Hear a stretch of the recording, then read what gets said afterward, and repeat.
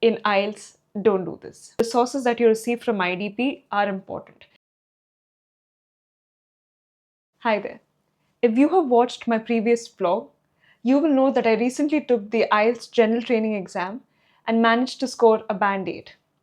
Specifically, I scored an 8.5 in listening, a 9 in reading, a 7 in writing, and an 8 in speaking. So an overall band 8. I registered for this exam on the 13th of February 2025 and my test was on the 28th of February. So I only had 2 weeks to prepare for this. Today, let me share with you all of my strategies, my resources, and all the tips I have from my own experience so that you can have these results too. Let's get started. So let's start by talking about the registration process. It's a pretty simple process. You can just do the entire registration online. That's what I did. I'm going to leave a link in the description that you can use to register online. The only thing I do want to highlight here is that the registration fees is a little high, especially as compared to other language exams, I would say. I had to pay INR 17,000, which I think is around 200 USD. Yeah, so this is a little high, and just to keep you prepared, I'm sharing that with you. But once you've gone and filled your details and paid the fees, you will also have to register using your official passport. So you will need your passport number for the registration. All of this is very important because as soon as you have registered, you will receive a confirmation email which has all of your login credentials, so your username and your password to your candidate profile. Please, this is really important because you will have to do a verification on the day of the exam. Your results will be on the candidate profile. So please save this username and make sure you change the password as soon as you receive it. But yeah, very simple registration process. All of the details will be available on your email. So let's talk about the study material. I unexpectedly received this book from IDP just a few days after my registration. I did not expect to receive any kind of study material because my fiance did the same exam in December and he did not receive anything. So I tried to look it up, but I just found some people telling me that you do receive a book, whereas some people said it's just some free resources that they send you. But I don't know. If someone's watching and knows who receives it and who doesn't, please let me know. But my point is that it doesn't matter. It doesn't matter if you receive a physical book or no, because in any case, upon registering, you are going to receive a link that is provided by IDP, which has so much material for free online. So it has practice papers, some guides, and overall tips and strategies that you can use. So again, you do not need any physical book. It's not necessary that you go and buy the best books. So before I received this, I did do some research and I found some books. I think the Cambridge Guide to IELTS, the official Cambridge Guide to IELTS, and there was another, Barron's Practice Papers. But these books were a little pricey. At least I felt that they were a little pricey and I did not want to spend any more money. So I did not invest in them because, like I said, there's going to be enough material online for free on YouTube, on the internet, everywhere. And also IDP does send you a link of their own materials, preparation materials. So this depends entirely on you, on what level of preparation you want to do for the exam, how many practice papers you want to do, whether you want to do it in a book and not online. It's your call. Okay, but my point is that you don't necessarily need to invest money because there's enough material available online for free. Let's talk about each individual section of the exam now, starting by the listening test. So I only practiced for the listening test a couple of days before the exam through this very interesting site called IELTS Online, IELTS Tests Online, something like that. Of course, it's going to be in the description. Basically, this site was great not only because it had a lot of practice audios, but also because it just has an entire mock simulation of how the IELTS exam actually is. So the same way that the instructions play out and the test is timed, and once it starts, you can't really stop it. It just goes on, which is really important to experience and practice with before the exam. So I was never used to this because firstly, I've not done a computer-based language exam ever. So the fact that there's a timer going on, you can't really stop or pause that timer. These things were very overwhelming, especially if you're doing it for the first time. So I highly recommend that you try it at least once so that you get used to this entire interface of how the IELTS exam works, especially if you're doing it on computer. You can follow the link in the description and let me know how you find it. The second tip that I want to share about the listening exam is about writing notes while the audio is playing. Now, they do give you a blank piece of paper that you can use for rough notes. Now, if you were writing any other language exam, for example, Delhi, I would be the first person to tell you write as much as you can while you're listening. But in IELTS, don't do this. The instructions very specifically state that you have to write or type your answers while the audio is playing. They do give you some time to read the questions before the audio. So it goes something like you now have time, you now have 30 seconds to read questions 21 to 25. Once that time is up, they play the audio, and then there is no time for you to transfer answers in case you've taken them down in your rough page to your actual answer sheet or the computer. There's no time for that. So please don't do this. I realized this when I did the mock exam that I actually missed listening to the next questions because I was transferring my answers from my rough paper to my actual answer sheet. So please don't make this mistake in the IELTS exam. You have to fill in the answers while the audio is playing. It's actually, it's not as difficult as it sounds. The audio was pretty slow. You have to pay attention to maybe 4 or 5 questions at a time, and it's pretty simple. The one tip that I want to give over here is that if possible, try to familiarize yourself with different accents if you haven't already or if you're not used to. The one thing that I found very um, a little challenging, not really challenging, but it was the fact that there are all kinds of accents included in the listening section, and they can be a little stronger than the ones that we're used to, especially the Australian accent. So if you're someone who's not really used to different accents, I would just say if you can, try to listen to different accents, see how it differs, so that you are not caught off guard during the audio exam. The next section is the reading section, my favorite. Okay, so I have practiced this tip in my Spanish exams, in actually a lot of my exams, and I did the same for Delhi, and I'm so happy it worked out so well. My tip to you in the reading section is that whenever you have a lot of text to read, please ignore it. Go directly to the questions that are being asked in that section. For example, task 1, first straight up go to the questions. Read the questions and understand them well. If you need to, please highlight it. Even if you're doing the test on computer, you have the option to highlight, take notes. So please highlight what is required and what is asked in the question. Once you have been through all of the questions and you have understood what is required in all of the questions, then go back to the text. Most of the times, at least in I think task 1 and 2, what happens is the sequence of the answers is in the same sequence as those of the questions, most of the times. So you don't have to spend too much time going over every sentence in every paragraph of the text. Skim read through everything, and when you find that key idea that was mentioned in your question, you have your answer. Then read it deeply, understand it, make sure that you're reading it well, see if that is the answer, and there you have it. This tip will save you so much time. I did the same thing for all, were there 4, 3, I don't remember, all the tasks of the reading section, and it saved me so much time that even after attempting the entire section, I had 20 minutes of time left to just go back and review my answers. Believe me, it helps. If you start by reading the text, you're going to waste time on details that are not required. So please stick to the questions, understand those well, and then go here to skim read and pinpoint or pick your answers that you need. The second thing to keep in mind, not just actually in the reading section, but overall, is pay attention to the rubrics. Now, the rubrics are basically the instructions that are given to you at the question. How you are supposed to answer. Answer in one word only. Answer in no more than 2 words, no more than 3 words. This is really important. This happened with me in the listening exam, the listening section, where the audio mentioned something about an address.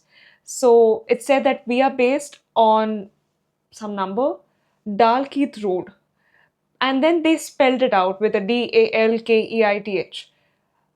I assumed that it would be DAL space KEITH, and I wrote it as two separate words. But while I was reviewing, I caught the rubric saying that no more than one word. I mean, the answers have to be one word only. So even if it didn't make sense to me, I just made it one word. It helps. Okay, it's really important that we follow the rubric and answer and follow the instruction that is given so we don't use more words than necessary. I would also tell you that it really helps that once you've finished reviewing all your answers, once you've inputted, go back again to just read the rubric, make sure that you followed that. Okay, if it says no more than three words, I shouldn't have any more than three words. And I think that really worked well for me in the reading section. The next section is the writing section. Now, let me tell you what happened with me in the writing section. Because I started doing those mock tests on the website online, I completely missed to see the book and the topics that were asked in the sample papers that were given in the book. I should have done that sooner because what happened is on the site, on the papers that I did, task one of the writing test was always a photo or a graph or a chart about some kind of some kind of information which you had to summarize in a text. So I prepared for something like that. Luckily, on the day of the exam, because I reached a little bit early, I decided to just read through my book. And I noticed that every sample paper in the book mentioned that task one is a letter, a formal or an informal letter. So I had very less time to prepare myself. I mean, there was not much preparation, but at least to just get familiar with how to write an informal letter or a formal letter and the kind of topics that can be asked. So please don't just rely on those mock tests. This book actually is really valuable, and if you haven't received it, if you would like me to go into more detail of the topics included in the book, please let me know. But yes, thankfully, because I saw that it was task one is a letter, I was a little prepared, not as prepared as I would have liked to be, but all right, that was fine. Task two is actually the one that contains more points, and that is about a situation that they give you and they ask you about your opinions or basically a little write up about it. So I was prepared for that. Now, if you watched my Spanish videos of me talking about my Delhi exam strategies, you will know that I love making templates. I just love it. I think it just saves you so much time. You don't need to think about what am I going to write, how am I going to start my sentence. I don't know, I can't deal with that kind of anxiety during an exam. So I like to be prepared beforehand with a generic template. And yes, I did make a generic template for task one when I thought it would be an infographic or a chart. I do have a template for that. And I also used a template, I drafted a template for task two. Again, if you would like to see these, please let me know. I can go so much into detail with those templates also. So that's a separate video. Please let me know if you need that. But yeah, I would suggest that you, if you would like to, you could do that because that is something that really helps me stay calm. I don't like to be very anxious about how am I going to start my sentence, what can I say next. So having a set template of how my ideas are going to flow helps me save time, be less anxious. So if you want to, you can prepare when you see these mock exams and mock papers, the kind of questions that are asked. You can draft something generic on those lines and it can help you. It really helped me because I easily did my 250 words in the task two. I had time to save and I had lots of time to edit it as well. I think I may have not scored more than seven because of the first task, which was kind of a curveball for me. But yeah, preparation helps. So the last section of the exam is the speaking test.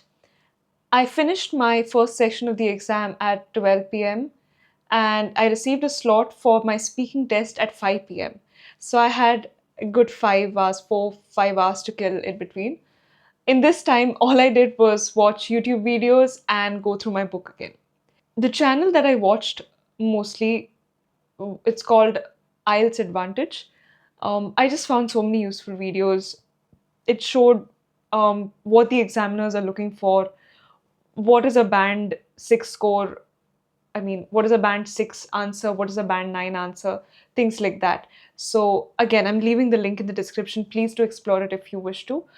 And I think just that watching those videos helped me get in the mindset that was required for the exam. What I concluded from watching many videos is that ultimately, if you treat it like a conversation, not too friendly or not too, or I would say not very unserious, but yeah, ultimately it is a conversation. And if you go about it with confidence and show off your skills, it's not that bad. It's not very intimidating. And yeah, like I said, imagine that you're having a coffee with a friend and yeah, just converse. They want to see your skills. So, one thing that I learned from one of these videos on this channel was that it said that the way the examiners differentiate between a candidate who is a band 6 or 7 versus a candidate who's a band 9 is they try to raise the level of difficulty while your exam is going on, something on those lines. So if you notice that the examiner is interrupting you or maybe asking you more questions, they're trying to get you to elaborate on your answers, or they want to see how you are able to express your opinion even if they ask you something else. I did experience this a little bit. It started off, now, this is a little, I don't know, subjective, I guess. In one of the videos that I saw, it said it was basically a comparison between a band, a very less low band and a very high band, basically for the question of what is your name. So the person who answered, my name is so and so, was actually a low band answer. Whereas the person who answered, my name is so and so, I'm from this place, this is what I do, and all of that, actually was a higher score, which came off a little, I don't know, I found it a little strange because nobody talks like that in real life. If you ask me my name, I'm going to tell you my name. I'm not going to tell you what I do or where I live. But again, because I have given some more language exams, I was reminded that yes, this is a language proficiency test. Ultimately, what they are looking for is for you to use the language in the best possible way.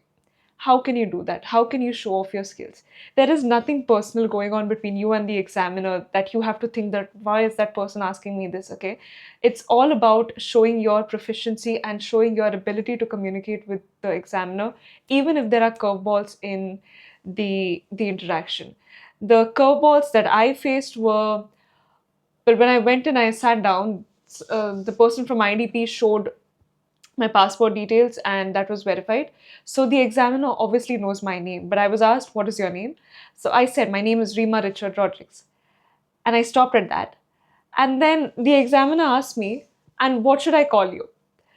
And believe me, this took me by surprise because I thought, well, you wouldn't call me by my surname, which is Rodriguez.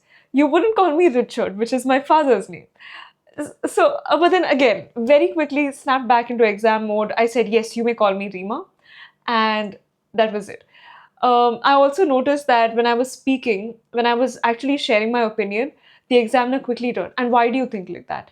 So who should do that? If you disagree, why do you disagree? You know, the kind of questions that you wouldn't anticipate, they will try to steer the conversation in a direction. But again, that might be a good sign because it might show that you are doing well and they only want to judge what higher level are you on. So please, the tip here is that if you feel like the conversation is not being very pleasant, please remember that this is an exam, it's a proficiency test. The examiner doesn't want to personally attack you over anything, okay? So just remember to keep your composure, show confidence. Even if you're disagreeing with anything, if you have a different opinion, speak it with confidence. Elaborate every chance that you get. Always try to answer with a why, any real example that you can connect it to, and well, just be able to communicate it well. I think that was the biggest tip that I want to share about my speaking experience. Another thing is that during the preparation, like I said, I also went through my book. Surprisingly, the question that I was asked was one that I saw in the book. I think it was about what exercise do I do to, I don't know, to keep healthy, which was mentioned in the book. So, on some level, I was prepared. I didn't need to spend too much time thinking about the answer. So, again, that proved helpful. So, my takeaway is that the resources that you receive from IDP are important. If you receive the book, please go through it all. Please go through it all and try to be prepared for every scenario that you see in the book. If you don't receive the book, try to go over that link that they will send you of the free resources online. You may find something useful there. If you do want me to make something specific in detail about this book, please let me know. Other than these, some general tips that I would give you is it always helps to be on time or before time. I reached, I think, half an hour before my reporting time, so it gave me a good amount of time to go around, find the center. As soon as you reach and they take you in, what you're going to need to do is put away your personal belongings. Your verification will be done. You have to scan your biometrics. A picture of you will be taken. So all of these things take time. So please make sure that you reach the exam center on time or at the arrival time that is mentioned to you. Please don't be nervous. I know that any kind of exam setting can make anyone nervous. I was too. But ultimately it's just a test. Okay? And it's not as intimidating as it might sound like. Sometimes it's the most simplest things that we kind of tend to mess up. So please remain calm, remain confident, and remember to show off your skills wherever you can. Read the instructions carefully, and you've got this.